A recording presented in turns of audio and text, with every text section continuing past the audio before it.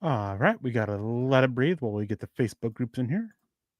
Hopefully there's no issues. I know that there's been some issues over previous nights, if I remember correctly. All right, waiting for a couple green check marks. There we go. Welcome into another episode of the Dev Valley Deep Divers on this Saturday night. Obviously, we weren't live last night. It was the 4th of July. I hope everyone had a wonderful and safe Independence Day. For those of you who are in, the United States and celebrate the 4th of July, for those of you outside of it who may not be American, obviously you wouldn't be celebrating the 4th of July. But I hope you guys had a wonderful Friday. Anyways, Lance, I don't know about you. I had a pretty good day hanging out with the family yesterday. I know you had to work.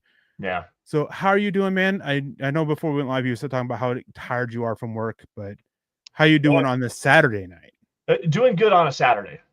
It was a little rough on a Friday. Let's just put it that way. I went to work at 2:00 in the morning. So I'm going to open the veil a little bit, guys. Here, I work for Frito-Lay now. That's my day job, right? So I stock chips in stores all over the county I live in. And I sold over $20,000 in chips in 3 days in the Safeway alone. I sold $40,000 this week. I hurt. I'm tired. I'm ready to talk Broncos, though, not talk about life and stuff like that. But that just gives you a little peek. I work 65 hours a week now. Like, there's not a whole lot of time for me. But when we do get these hours where we can sit down, forget real life, talk about Denver Broncos football, something we all love to do, something we all love to enjoy, I'm excited for it, man. Every single week, I'm always excited to be here on a Friday or a Saturday night like tonight. So how are you, dude? How was your 4th? It was good. Spent the time hanging out with the family, went to the local parade, came back, played some games, cooked up some burgers and hot dogs for everyone, and some veggie dogs and veggie burgers for me. Again, even though I got off track with my calorie counting and weight loss, I'm trying to get back in track on it, and so had to cut calories somehow. But hey, I couldn't tell the difference between a regular hot dog and the veggie dog, or the regular burgers and a veggie burger. That were actually really quite good, and I think that's what we're having for dinner tonight as well. There you go. And I ate probably 20 pounds of watermelon between yesterday and today. Love watermelon. But anyways, as you said, we're here to talk about the Denver Broncos. And before we get into that, I'm going to say hello to everybody in the chat. We have MBLE Test Prep saying, I'm here to party. Ernie May saying, go Broncos Country over on YouTube. And saying hello, Eric and Lance. Lance, go Broncos Country only, coming in over on Facebook. Thank you, Ernie. We appreciate that. We have David Earthram coming in saying greetings to all of you from Aurora, Colorado. I have been a forever fan since 1963. Well, David, appreciate you joining us. You're a new name for us here on Friday night. Hope you are having, or Saturday night, not Friday night.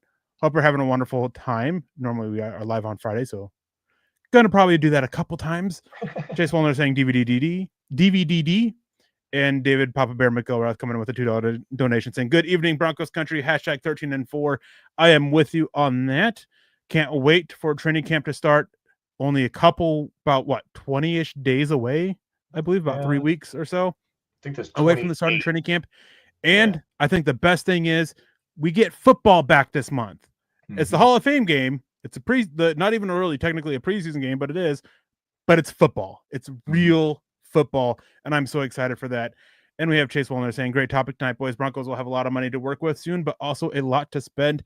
Yes, and that brings us to our topic. It's the to-do list. They have a lot of players coming up for extensions, a lot of people coming up with for extensions, and we're going to be ranking them by priority. Well, Lance is going to be ranking them, and I'll kind of give my opinions to his ranking here. But we're going to get right into that here, and obviously, before we went live, we kind of talked a little bit and we sorted them into tiers. So if we can't get to every free agent, we're going to get to the more important ones first. Kind of agreed into what tier they're going to be. So the first tier, we have Zach Allen, Courtland Sutton, who aren't restricted free agents, but both of their contracts void after the season. John Frankenmeyers and Nick Benito, both of whom are in the final year of their deal. So Lance, between those four players, who do you think is the highest priority and to the lowest priority? Go ahead and rank them for me. So quite honestly, this is probably going to upset a lot of Broncos fans. I think that Courtland Sutton's fourth. Just put that out there. I think Courtland Sutton is the fourth most priority to get done because I think he wants to remain in Denver so they can kind of push that down the road. The big priority here is Zach Allen. I think that when you have an interior pass rusher like that, that's such a disruptor. He's a great penetrator. He holds really well at the point of attack in the running game. This is a player that you need to keep around for the long term because he really helped open up a lot of rushing lanes for other players, taking on double teams. He did a lot of that, especially in the middle part of the season where Nick Bonito started to take off. So to me, Bonito would probably be second, and then John Franklin Myers third, with Sutton rounding out number 4. Yeah, I was just wanted to jump in real quick with Zach Allen, adding to his importance to get that extension done and making that a higher priority. As we have Paul coming and saying Allen and then Sutton, as well as hello, Eric and Lance. Hello, Paul. Hope you're having a wonderful Saturday night and hope you had a good 4th of July. But anyways, adding to that importance and helping make Allen a higher priority is the fact that if his contract voids, $12.225 million of dead cap space automatically onto the Broncos bill. Yeah. So they have to get an extension done before his contract voids to avoid that extra expense. So that right there adds to his priority.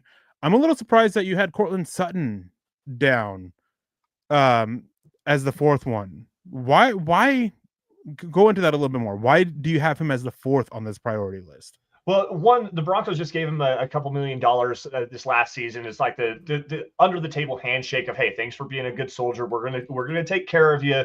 He wants to remain in Denver. He's coming back to work in the offseason program, unlike what he did last season, where he kind of held out there in minicamp. He was there for mandatory minicamp, but the all voluntary OTA stuff, he wasn't there. This year around, he's actually in the building. He's there and being a big part of the culture of this room, and he wants to be here. So to me, when you got a player that is a leader in the locker room like that, a highly productive player, he deserves an extension. I'm not saying to not extend him, but I think that the priority of a Courtland Sutton extension can wait until these other deals get done. Give him a little bit more guaranteed money, a couple extra years on the tail end of this contract, because again, he's such a valuable piece. He's Bo Nix's binky, essentially, the most reliable player you have at the position. I just think that because he has shown contentment, they've already taken care of him at a little bit. It's not a whole lot, a couple $1 million. That's a lot of money, but it's not, a $30 million contract like some of these top receivers are going to get. One, I don't think he's worth that kind of money, but you can get him at $25 million. You can push that down the road a little bit, get these higher priority contracts signed and taken care of, and he's still going to be happy to be a Denver Bronco. Now, before I go to my next comment, Michael Ronquillo coming in and saying, good evening, Eric and Lance on the Dove Valley Divers. Go Broncos. Go, Michael. We appreciate you jumping in. Hope you had a wonderful 4th and are having a wonderful Saturday night. Does the fact that, so Courtland Sutton's contract, it's another one when they did that restructure, they added void years to it. Mm-hmm. It voids on March 7th for $7.125 million. So does that change anything for the importance of getting him done? No, because I still think it's going to get done. I'm just saying, like, these 4 contracts, I do think are actually going to get done. I think you're going to get one of, if not both, Allen and John Franklin Myers. You're going to get Bonito done more than likely. And that's not necessarily, we can wait until after this season because he still has 1 more year on his contract, if I remember correctly. So you can get that extension done even later. With Who has 1 year? Is this Bonito's 4th year? Yeah, all these players are on their final year. Oh, that's right. Okay. Excuse me for misspeaking there. My apologies. I still think, though, with Bonito, if you're going to do it, you need to do it earlier in the season because he's going to show you that he is actually carrying the production that he had this last season where he had 13.5 sacks, led the team in sacks, had a couple of touchdowns last year as well, returning interceptions. So he's showing that growth. Courtland Sutton, you just know what he is. He's just the most reliable player. He's a solid player. He's a foundational piece. He's going to be a guy, again, he wants to be here. That $7.125 million that's going to void off, I don't think it's ever going to get to that. I think that this contract's probably going to get done about the same time that his last extension got done, which I believe was around Thanksgiving, because they got Patrick done and then Courtland Sutton done within like days of each other. I think that's when you're going to get those contracts done. Zach Allen needs a contract before training camp starts because that's how important that player is to you this season.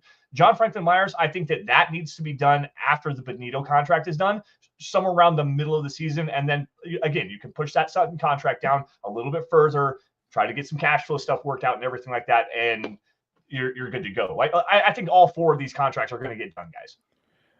So Courtland Sutton, he came to that agreement in September last year. So right about the start of the season. So it's definitely a no. I'm talking about the first contract extension he got after his rookie contract when they paid Tim Patrick and then Sutton right after that. I thought that was in November. It was. I'm talking about something different. Oh, sorry, my bad. I was going on a different point. is so he got that restructure done last year, and I think that we can see something a similar time frame to that. Not the November with the first extension. I think we could see something in September, October, just getting it done and out of the way. Because I think that of these extensions, that's probably one of the easier ones, right? It's you have a pretty good idea of what you have in the room, so to speak. I mean, let me rephrase that. You have a lot of unknowns in the room, but you know the one constant in the room, and that's Cortland Sutton. And you kind of want to keep that around. So I could see them easily getting another like 2-3 year deal done with him just to secure things up, and then can go from there. Maybe, they only put in a lot of guaranteed money in the first 2 years, or even the first year, and then go off of that, depending on what Pat Bryant or Devon Bailey, Troy Frank, all these other receivers do. So I'm actually with you. He is the fourth priority for me.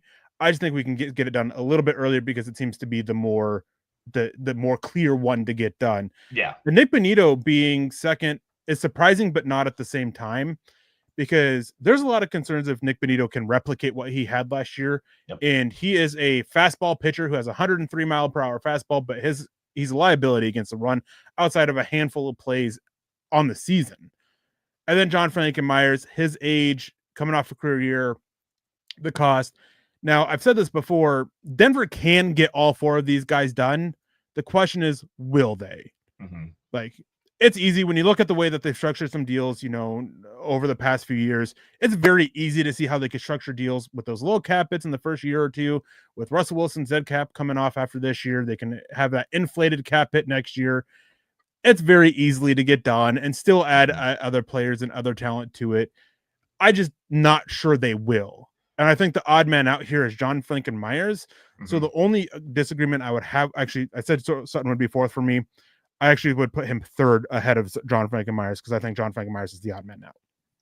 That makes a lot of sense. And I understand where you're coming from. The age, there's not necessarily injury history with John Frankenmeyer's, at least to my, right off the top of my head knowledge here. But if you're going to invest a lot of money already in Zach Allen, you're going to invest even more of that money into Nick Bonito. Like that's a lot of money already tied up in the trenches. So you could see a guy, and it all depends on what, Xavier Jones looks like. It all depends on how if Ayomo Wazirike takes another step forward, if Matt Henningsen continues to develop and be at least a solid rotational player for you. Xavier Jones is really the one that you got to keep your eyes on here, especially this season, to see if they're going to extend that John Frankenmeyer's contract. And as Chase actually said earlier, you were talking about how the Broncos have a lot of cap space. This is according to overthecap.com.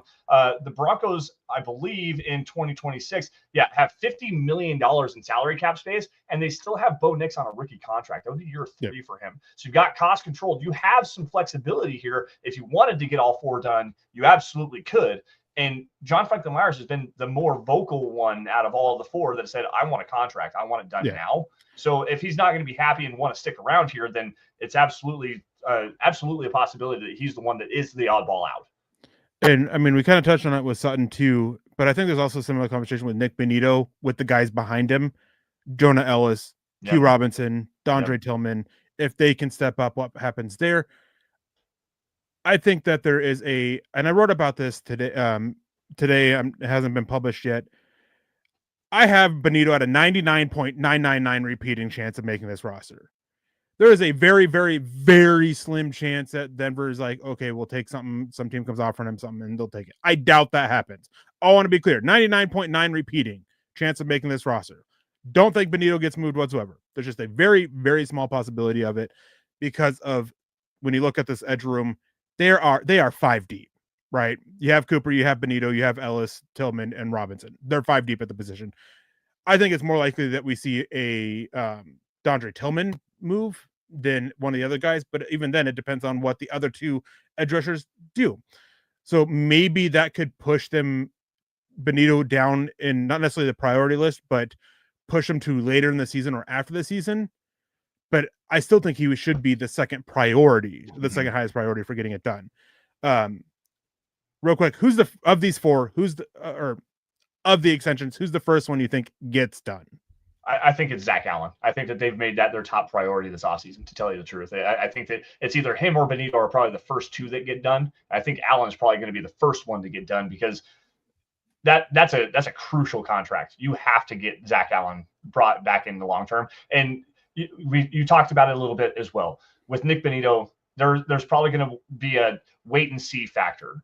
Like we got to make sure that he's carrying that production year over year. And then you mentioned Q Robinson, who, according to pretty much everybody that has been at mini camp, has been at practice and stuff like that, they're saying that he is unblockable. He's a constant disruptor. He's a guy that has a quick first step. He's not quite as bendy as Benito is, but that's a player that can kind of replicate at least a little bit of the success, in my opinion. I had a high third round grade on him. When I went back and watched this tape a couple weeks ago, I was really impressed. Like there's a lot to work with here. He's a little stiff in his hips, doesn't have the bend, but he's a hell of a football player. And I think he can actually be a guy that can be a borderline starter, if not a low quality starter at the NFL level. Yeah, just wanted to I forgot to click on it beforehand, but young Tyrone come in and asking who we think gets a deal done first.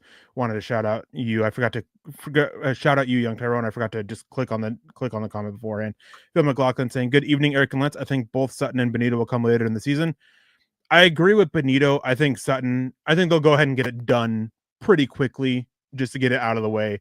Young Tyrone also says they need to get Zach Allen and Benito signed. May have to let Sutton go. Tough decision. I don't want that. It is a tough decision, but sometimes when you're building a roster, you got to make those tough decisions. Jay saying age is a fair concern, but thinks Sutton has enough in the tank for a 2 to 3 year extension. I think so. I think a 2-year deal with guaranteed money and then an option for that third year. I think that would be the way to go. Now, the guy who I think gets first down, Lance, I kind of cheated on this one because I didn't even name him for you. It's not even a player. I think the first person to get an extension is George Paton. Ooh, okay.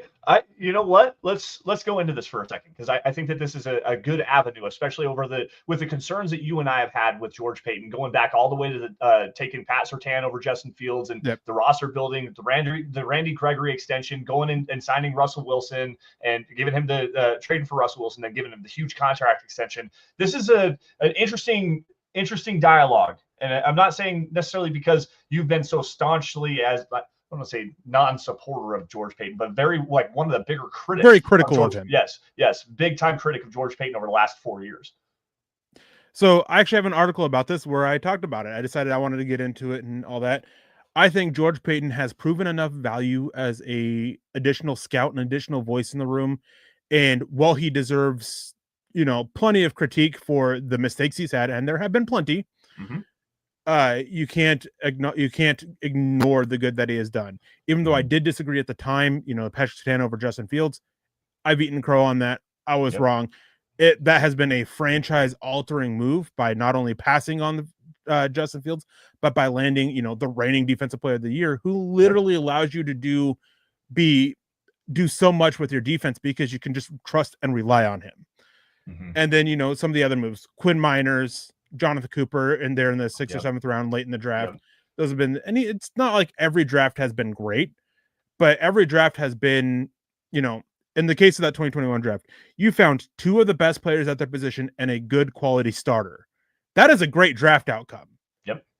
Like, people want all of these major hits for it, but if you can get 2 of the best at their position and a high quality and a good quality starter, that is a successful draft. Odds of hitting on 7 draft picks is so astronomically low. It's a rarity. I can't even remember a instance of a team having 7 draft picks and hitting on all 7 of them.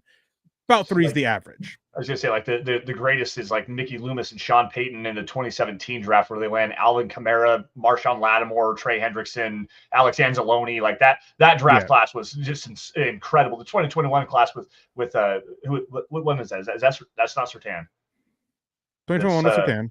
Okay, so Surtain, Javonte Miners, like that whole Browning, class was like Baron Browning, like that whole class was just incredible. And like you said, dude, even Howie Roseman, who everyone considers Howie Roseman, Brett Veach, those 2 guys, Howie Roseman with the Eagles, Brett Veach with the Kansas City Chiefs, they're considered like the best GMs in the NFL with what they're doing capology wise, with the drafting, the free agency that they're able to overhaul and build that team and make them competitive every single year. They still have misses. So when you look at what George Paton has done with Surtain, with Miners, with going out and getting Mike McGlinchey on it was a bloated contract for sure based on what his value was coming out of the 49ers. He's been your second best offensive lineman. Has he been worth the contract though? That's a debatable. We could that's a conversation for another day. I'll disagree. You said he's the second. You made the claim he's the second best offensive lineman not named Miners. But Bowles, yeah. But Bowles and McGlinchey have been rock solid bookends for your offensive line. They've been. Yeah, I think McGlinchey is very clearly 3. Okay, and that's fair. Miners is a top 3 guard in the NFL. Yeah, Bowles is a top 10 left tackle, and then you have absolutely. McGlinchey. Yeah, yep. So, but regardless, like the way that he's built this offensive line, a couple of years ago, you were starting freaking Billy, what the heck's his name? Billy Turner at left tackle. You were starting I don't even remember who all it was. I heard it on the radio the other day talking about the offensive lines that the Broncos have had over the last 5 seasons. And then you look at what you have right now, and you have the number 1 rated offensive line in pass block and run block win rate, according to ESPN Next Gen Stats. Like what George Paton has done to rebuild this roster and tool it with quality players top to bottom, the depth of this unit is really good. It's not great, but it's really good. That is on George Paton and the scouting staff. And I agree with you. I think that he does deserve that contract extension. We have Biggie Bronx saying, I remember coming in here and calling you, Eric, or telling you, Eric, that Justin Fields was going to be a bust and he wouldn't listen. I wouldn't say I wouldn't listen. I would just say I disagreed and I was wrong. And that's the best way to put it in here. I was wrong. Yeah. It happens. I watch about 700 to 1,200 draft prospects every single year. I'm going to have my misses. NFL general managers have their misses. Everyone's going to have a miss for that. And then also remember coming in here when you were talking about trading Cortland Sutton for a 5th round draft pick. I told you there was no way that Denver Broncos would trade him away for that. That isn't exactly what was being said, but go ahead and take a victory lap on that. I'm not going to go back and forth with you on that again. But yeah, you're misportraying what actually was being said at that time. But hey, you do you. Anyways, we only going to be live for about 10 more minutes. I do have some other plans tonight that I got to go do with the family. And we have another group here of impending free agents that we kind of, again, put into a tier list. We have Alex Singleton, Will Lutz, Malcolm Roach, and Luke Wattenberg as kind of that next group of players here. And I don't know about you, Lance, but this is a very interesting conversation to have here between these 4 players and ordering them, because in my opinion, there's an argument for each of them to be the highest priority and then a argument for each of them to be the lowest priority. Mm-hmm. I think the one that I'm most intrigued by, and the one I think is probably the highest priority, just to keep the continuity in that offensive line, is Luke Wattenberg. But also at the same time, I think that you still need to see it again translate to the next level. I was on KOA a couple of days ago talking with Benjamin Albright about it. And when you watch Luke Wattenberg, he's one of the highest, if not, I believe, the highest rated pass blocking center in the NFL this last season, but he's in the bottom 3rd in the NFL in run blocking, because he doesn't have the grip strength. He doesn't have the leg drive, the knee bend, and he works better hunting targets at the second level rather than being an attached duo blocker where we're going to drive block. He wants to go out and go find somebody, just kind of get his hands on him, knock him down, smaller players. Yeah. Run blocking with him is an issue. If he can shore up, get a little bit stronger in his lower half and drive with his legs a little bit better and be a top, let's call it top 15 run blocking center, I think that's a big time priority for this offensive line. Keep that continuity going. And Ben Powers, I think that Ben Powers we should start talking about maybe a contract extension with him this next contract extension. I'm talking about him trying to earn his way onto the roster next year. Oh, really? Okay, so we're going to go another conversation for another time. If you want to talk about an offensive lineman not worth what he's getting paid, Ben Powers has been solid, but he is worth like $8 million, not the 14 million average. I don't disagree with that, but keep him around. It may not be like a huge pay raise, but keep him at the same rate that he's at right now, with the salary cap jumping up and the amount of money the Broncos have. $16 million overpay? You crazy? Oh, come on, man. Dude, so Luke Wattenberg is your highest priority out of that? I don't know about highest priority, but probably, yeah. And then so you have Burton in here as well. I think that one's just going to get done, so it's not a priority. Alex Singleton, Will Lutz, Malcolm Roach, Luke Wattenberg. Okay, so sorry, you're jumping to the next tier, man. I flipped Burton into Roach. Yeah. Roach, low priority. I think that the depth that he brings especially as a run defender, and there's some pass rush juice to him too, but I think the depth he brings as a true nose tackle, you go find a guy. The draft is deep with interior defensive linemen this year, and there's another nose tackle out there. You can find a guy as a rotational run stuffer to throw out there on early downs. That is what it is. Singleton is probably the biggest conversation for me though, because of the injury. I want to see what he looks like coming back off of the torn ACL this season. But you're talking about the player that's led the Broncos in tackles each of the last fully healthy seasons that he's been on the roster. He also led the Philadelphia Eagles a handful of times in tackles as a rotational linebacker. So like this dude he's a player. We disagree on like how effective he can be because he does miss a lot of tackles, and I agree with you on that. But as a C-ball, chase ball linebacker, a guy that's going to go out there and just be a rock solid defensive piece on in the middle half of your secondary, that's probably priority number 2. So I think probably, you go Wattenberg and then Singleton, Lutz, because you don't have a kicker, and he's a solid kicker that's only 30 years old. We kind of talked about this before we went live. And then Roach is probably the 4th priority in that order. Man, you and I, this is one where we fully disagree on. Really? Okay. Alex Singleton would be the lowest priority. 31-year-old coming off a severe injury. Like, for me right now, he has to go out there and earn it. I'm not prioritizing that. Maybe that can change out the season, but right now, lowest priority.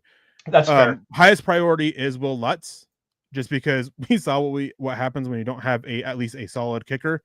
31 years old, still young for a kicker, still has multiple years left. I'd go get that done, and then I think it'd be Malcolm Roach, then Luke Wattenberg, because you can go find another nose tackle, but Malcolm Roach has shown to be a better pass rusher than DJ Jones for the nose tackle's position, and he really fits with the rotation that they have. You still need somebody, but you need to upgrade as specifically as a 2-gapping run defending big monster nose tackle type. You don't want to be looking for that still, and then trying to find that pass rusher from the inside that allows you to be creative with your front.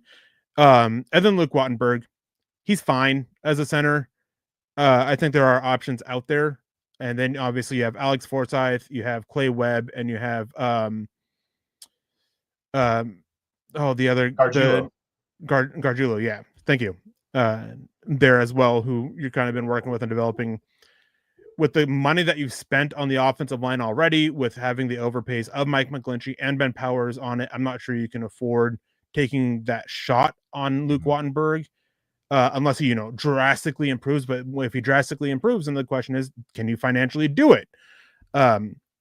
Which is a little bit tougher to do. If he improves, it's a lot tougher to do because then you're going from, $6-7 million on an average per year basis to 12-13 on an average per year basis. Do you think that he's going to actually get that though? That's my thing. I'm saying if he takes this drastic step forward in his play to where you really want to extend him and you don't want to lose him, that's what the cost becomes. Okay. That's not fair. That his cost is now. There's a reason why I said $6-7 million on an average per year basis right now. Okay. Sorry, it's all processing good. a lot of stuff here. So it's just that it's kind of like the Lloyd Cushenberry thing of letting him walk. Nobody was expecting him to get what he did, but he ended up having a good season and improved a lot and got that big deal. Gotcha. So obviously changes there. And real quick here, before we get out of here, we're not going to go through Sam Ellinger, Delaren Turner-Yell, Sam Franklin, Calvin Throckmorton, and Damari Mathis. Those are the lowest of the priority guys. Not worth talking about them. Well, I don't want to say it's not worth talking about them, but we don't have time to talk about them. So we have 4 more guys here that we're going to talk about.